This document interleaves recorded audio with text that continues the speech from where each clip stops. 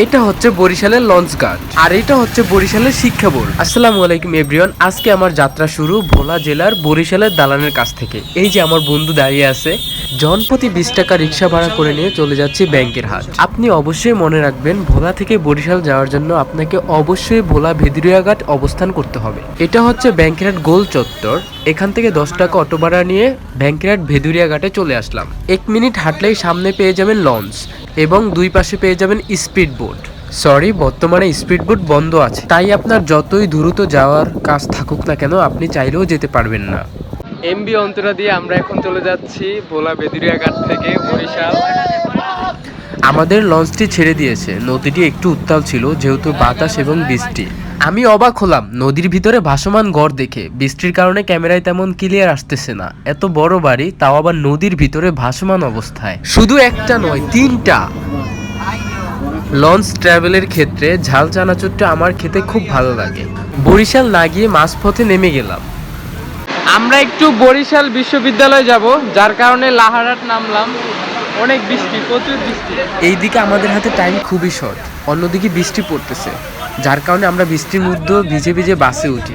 আমরা এখন সরাসরি চলে যাচ্ছি বরিশাল শিক্ষা বোর্ডে। বাস থেকে নামছি, এখন আমরা একটা ট্রলার উঠবো। 2 মিনিটের নদী।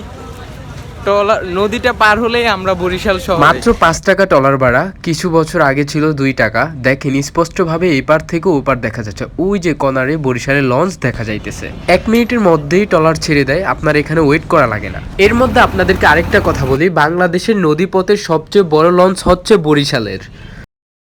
এটা বরিশাল ট্রলার ঘাট। আমাদের হয়তো 2 থেকে 3 মিনিট লেগেছে। আমরা এখন বরিশাল। আমরা first of all Barishal city মার্কেটে ঢুকবো। ওইখানে এক ভাইয়ের সাথে আর কি পরিচয় হব, তারপরে অন্য কাজ করব আর কি।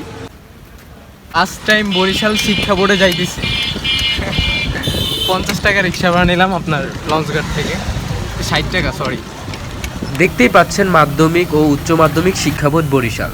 শিক্ষা বোর্ডের ভিতরের ভবনগুলা যেরকম সেটা একটু দেখাই। তা আমার নিচের এই যে ময়লা দেখে বিষয়টা একটু অবাক লাগতেছে, একটু খারাপ লাগলো।